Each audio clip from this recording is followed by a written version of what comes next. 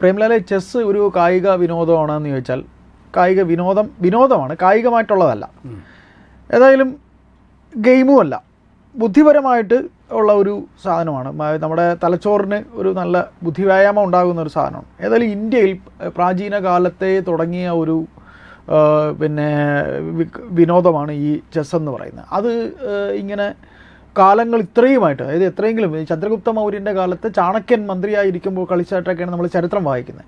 എന്തായാലും ചെസ്സിൻ്റെ ചരിത്രവും അതിൻ്റെ മറ്റ് വശങ്ങളും ഒന്ന് പറയാമോ?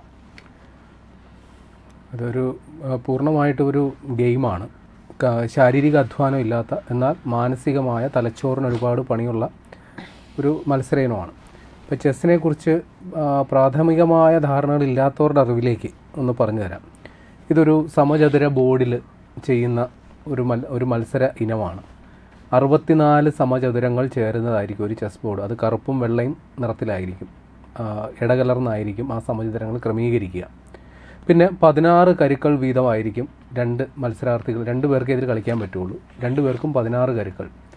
അപ്പോൾ അതിൽ കാലാൾപ്പട ഉണ്ടാകും, ഒരു രാജാവ്, ഒരു മന്ത്രി, പിന്നെ 2 വീതം ആന, 2 വീതം കുതിര, 2 വീതം തേര്. ഇതൊക്കെയാണ് ഇതിലുള്ളത്. 2 നിറങ്ങളിലുള്ള കരുക്കൾ, ഒരെണ്ണം കറുപ്പാണെങ്കിൽ മറ്റൊന്ന് വെളുപ്പ്. ഇതാണ് പ്രാഥമികമായിട്ട് അറിയേണ്ടത്. പിന്നെ ഇതിൻ്റെ ചലനങ്ങൾക്ക് കൃത്യമായ നിയമമുണ്ട്. രാജാവിനും മന്ത്രിക്കും മാത്രമേ സ്വതന്ത്രമായ ചലന സ്വാതന്ത്ര്യമുള്ളൂ, ഏത് കളത്തിലേക്കും മാറാം. പക്ഷേ മന്ത്രിക്ക് ദീർഘദൂരം സഞ്ചരിക്കാം, രാജാവിന് ഒരു കളത്തിൽ കൂടുതൽ മാറാനൊക്കില്ല. ഇതാണ് നിയമം. അതേപോലെ ആനയ്ക്ക് നേർരേഖയിൽ ചരിഞ്ഞേ സഞ്ചരിക്കാൻ പറ്റുള്ളൂ. കുതിര അതിൻ്റെ ജാസ്തിയാലുള്ള ഗുണം കാണിക്കും, അത് എൽ ഷേപ്പിൽ മറ്റു കരുക്കളുടെ മുകളിലൂടെ ചാടി കടക്കാനായിട്ടുള്ള സ്വാതന്ത്ര്യമുണ്ട്. തേര് എപ്പോഴും നേർരേഖയിൽ സഞ്ചരിക്കുന്ന സംഗതിയായിട്ടായിരിക്കും. ഇതാണ് പ്രാഥമികമായിട്ടുള്ളത്. ആന എങ്ങനെയാണ് പോകുന്നത്? ആന ചരിഞ്ഞ്, നേരെയല്ല ചരിഞ്ഞ്, കോണോട് കോണായിരിക്കും സഞ്ചരിക്കുക. പിന്നെ ഇതിൽ കാലാൾപ്പടയായിരിക്കും മുൻനിരയിലുണ്ടാവുക. കാലാൾപ്പടയ്ക്ക് ആദ്യത്തെ നീക്കം നടത്തുന്നത് 2 കളത്തിലേക്ക് വെക്കാം. പിന്നീട് ഓരോ കളമാണ് കാലാൾപ്പടയ്ക്കും അനുവദനീയമായിട്ടുള്ളത്. കാലാൾപ്പട എതിരാളിയെ വെട്ടി വീഴ്ത്തുമ്പോൾ മാത്രമാണ് ചരിഞ്ഞ് മറ്റൊരു കളത്തിലേക്ക് കയറുക. ഇതാണ് ചെസ്സിൻ്റെ ഒരു പ്രാഥമിക ധാരണ. ഇപ്പോൾ ചേട്ടൻ പറഞ്ഞു തുടങ്ങിയതുപോലെ ഇത് ഇന്ത്യയിൽ ആണ് ഇത് രൂപം കൊണ്ടത്, ഈ ഒരു വിനോദം. ഇപ്പോൾ പുരാണങ്ങളിലേക്ക്, ഇതിഹാസങ്ങളിലായിട്ടൊക്കെ ബന്ധപ്പെട്ട് കിടക്കുന്ന ഒരു സംഗതി കൂടിയാണിത്. അപ്പോൾ അന്നത്തെ, അതായത് 6-ാം നൂറ്റാണ്ടിൽ ഗുപ്ത കാലഘട്ടത്തിൽ തുടങ്ങിയതാണ് ഈ ചെസ്സ് കളി. അന്ന് മുതൽ ഇന്ന് വരെ ആധുനിക കാലത്ത് കമ്പ്യൂട്ടർ സാങ്കേതിക വിദ്യയുടെ സഹായത്തോടു പോലും കളിക്കുന്ന ഒരു ഇനം. അപ്പോൾ അതിൻ്റെ അടിവേര് വന്ന് നിൽക്കുന്നത് ഇന്ത്യയിലാണ് എന്ന് പറയുമ്പോൾ നമ്മളെ സംബന്ധിച്ച് ചിലർക്കത് പുതിയ അറിവായിരിക്കാം, പക്ഷേ പൊതുവിൽ അങ്ങനെ പറയാൻ നമുക്ക് അഭിമാനിക്കാൻ വകയുള്ള ഒരു സംഗതി തന്നെയാണ്. അപ്പോൾ എന്തുകൊണ്ട് ഇങ്ങനെ ഒരു വിനോദോപാധി വന്നു എന്ന് പറഞ്ഞാൽ, ഇപ്പോഴുള്ള ചരിത്രത്തിൽ നിന്ന് നമ്മൾ പുരാണത്തിലേക്ക്, ഇതിഹാസത്തിലേക്കും തിരിഞ്ഞു പോകേണ്ടി വരും. പണ്ട് ഇവിടെ ചൂത് അല്ലെങ്കിൽ മറ്റേ ചതുരംഗ കളിയുണ്ടല്ലോ, ചതുരംഗ പലകയിൽ കരുക്കൾ എടുത്തെറിഞ്ഞിട്ട് അത് കളിക്കുന്നയാളുടെ ഭാഗ്യത്തെ ആശ്രയിച്ച് ആണ് അത് നീങ്ങുക. അപ്പോൾ പണ്ട് കാലത്ത് രാജകൊട്ടാരങ്ങളിൽ അതൊരു വിനോദോപാധിയായിട്ട് വന്നിരുന്നു. നമ്മൾ പുരാണങ്ങളിലേക്കൊക്കെ പോകുമ്പോൾ മഹാഭാരതത്തിൽ ചതുരംഗം കളിച്ച് ഉണ്ടായ കോലാഹലവും പിന്നെ യുദ്ധവും ഒക്കെ അറിയാമല്ലോ. അപ്പോൾ ആ ഒരു പിന്തുടർന്ന ഒരു ചതുരംഗം കളിക്കുന്നത് കൊണ്ട് പ്രത്യേകിച്ച് ഒന്നും നേടാൻ പറ്റുന്നില്ല, നഷ്ടം മാത്രം. ഒരാൾക്ക് വലിയ നേട്ടവും ഒരാൾക്ക് നഷ്ടവും സംഭവിക്കുന്ന സംഗതി. ഭാഗ്യ നിർഭാഗ്യങ്ങളുടെ പരീക്ഷണം അപ്പുറം ബുദ്ധിപരമായ യാതൊരു വ്യായാമവും അവിടെ നടക്കുന്നില്ല. അപ്പോൾ ഗുപ്ത കാലഘട്ടത്തിൽ ഉണ്ടായിരുന്ന രാജാക്കന്മാരെല്ലാം അതീവ ബുദ്ധിശാലികളായിരുന്നു.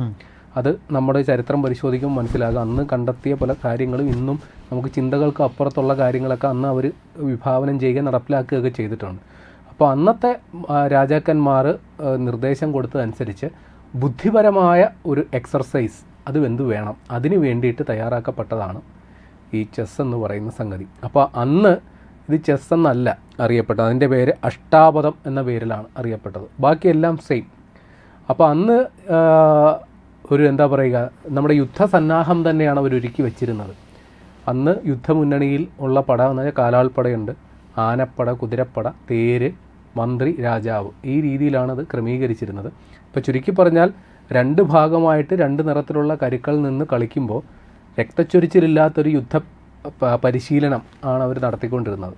അതുമാത്രമല്ല, ഇത് അടിസ്ഥാനപരമായിട്ടിത് രാജ്യസ്നേഹം, കാരണം ഈ രാജാവിനെ എന്ത് വില കൊടുത്തും സംരക്ഷിക്കുക എന്നുള്ളതാണ് അടിസ്ഥാന പോളിസി. അപ്പോൾ ഭരണത്തോട് രാജ്യത്തോടുള്ള നിസ്സീമമായ ഉത്തരവാദിത്വവും സ്നേഹവും അതാണ് വാസ്തവത്തിൽ അന്നത്തെ കളിയുടെ ഉദ്ദേശം, അടിസ്ഥാനം അതാണ്. രാജാവിനെ പ്രൊട്ടക്റ്റ് ചെയ്യാൻ വേണ്ടി കാലാൾപ്പട ഇറങ്ങുന്നു, കുതിരപ്പട ഇറങ്ങുന്നു. ഏറ്റവും അവസാനവും രാജാവ് അജയ്യനായിട്ട് നിൽക്കണം. ഇപ്പോൾ തോൽവി ഉണ്ടായാൽ പോലും രാജാവിനെ വെട്ടി പരാജയപ്പെടുത്താൻ അനുവാദമില്ല.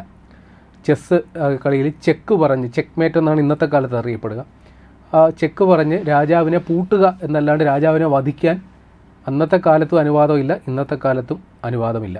അപ്പോൾ ഈ ഗുപ്ത കാലഘട്ടത്തിൽ ഇവിടെ ഇന്ത്യയിൽ തുടങ്ങി. അതിപ്പോൾ അന്നത്തെ കാലത്തും ആളുകൾ ഇന്നത്തെ വിദേശ പര്യടനമൊക്കെ നടത്തുന്നത് പോലെ അന്നത്തെ കാലത്ത് ആളുകൾ അങ്ങോട്ടും ഇങ്ങോട്ടും അതിർത്തികൾ കടന്ന് വന്നിരുന്നു. അങ്ങനെ ഇവിടെ നിന്ന് ഇത് പേർഷ്യൻ നാടുകളിലേക്ക് പോയി. പേർഷ്യൻ നാടെന്ന് പറഞ്ഞാൽ ഇന്നത്തെ ഇറാൻ. അപ്പോൾ അവിടെ ഈ ചെസ്സ് കളി അവിടെ അറിയപ്പെട്ടത്, അവിടെ ഇപ്പോൾ ചെക്ക് എന്നുള്ളതിന് അവിടെ പറയുന്നത് ഷാ എന്നുള്ളതാണ്. അപ്പോൾ ആ ഷാ എന്ന് പറഞ്ഞാൽ അവിടെ ഉദ്ദേശിക്കുന്ന രാജാവ് എന്നുള്ളതാണ്. ഇപ്പോൾ ചെക്ക് മേറ്റ് എന്ന് പറഞ്ഞാൽ അവിടെ അതറിയപ്പെട്ടിരുന്നത് ഈ രാജാവിനെ പൂട്ടി എന്ന രീതിയിലാണ്. അങ്ങനെയാണ് ഈ നമ്മളിവിടെ ചെക്ക് എന്ന് പറയുന്നത് അവിടെ ഷാ എന്ന് ചേർത്തുള്ളൊരു പദം വന്നു. പിന്നെ അവിടെ നിന്ന് പേർഷ്യൻ നാട്ടിൽ നിന്ന് നേരെ പോകുന്നത് മിഡിൽ ഈസ്റ്റിലേക്കാണ്. മിഡിൽ ഈസ്റ്റിലേക്ക് പോയി, അതായത് അറബികൾ കൊണ്ടുപോയതാണ്. പിന്നെ മിഡിൽ ഈസ്റ്റിൽ നിന്ന് പിന്നെ യൂറോപ്പിലേക്ക് വന്നു.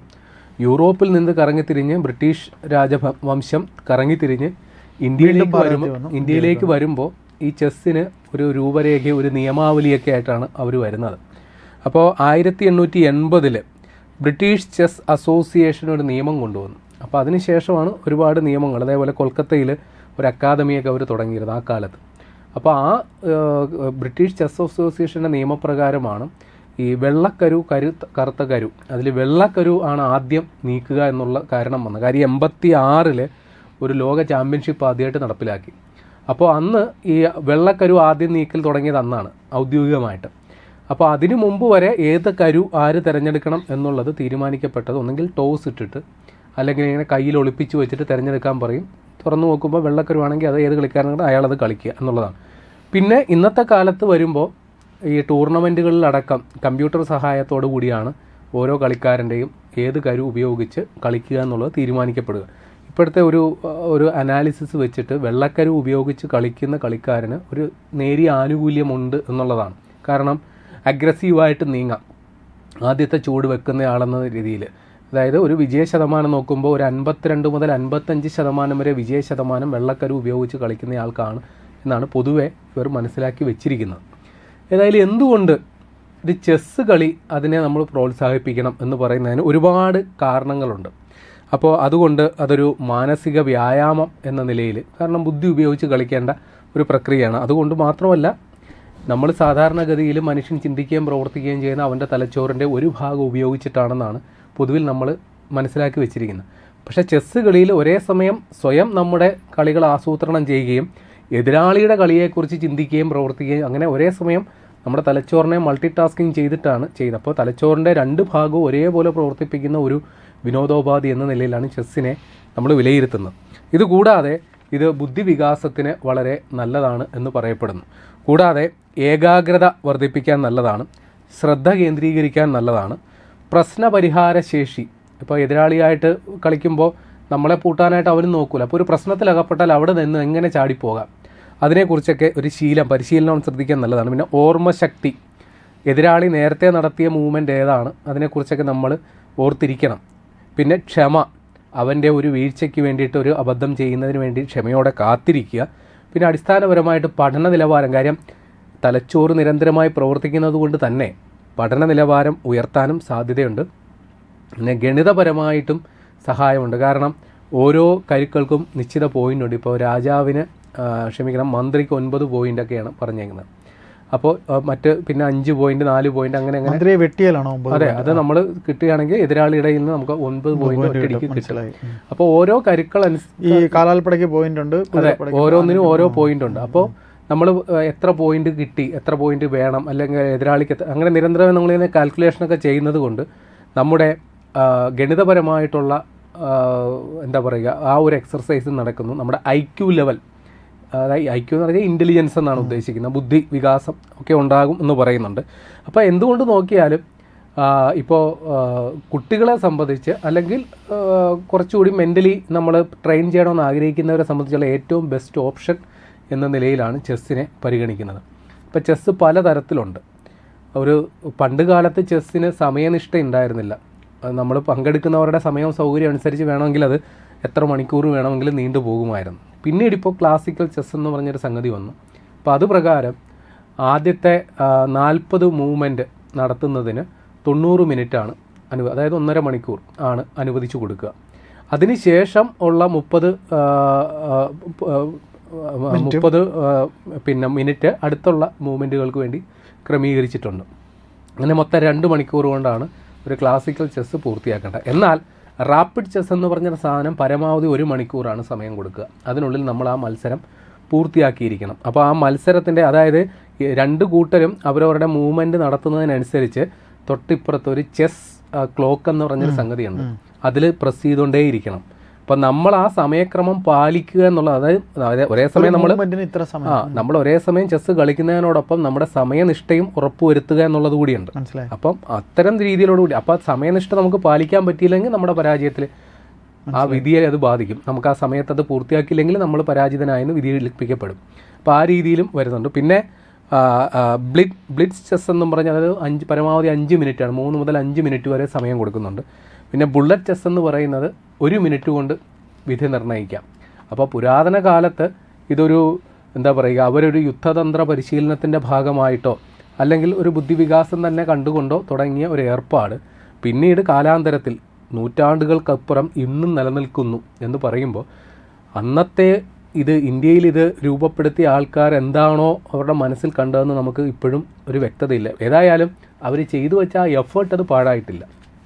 ഇന്നും കാലത്തെ അതിജീവിച്ച് നിൽക്കുന്നൊരു പരിപാടിയായിട്ട് ഇന്നും അത് നമുക്കിടയിലുണ്ട്.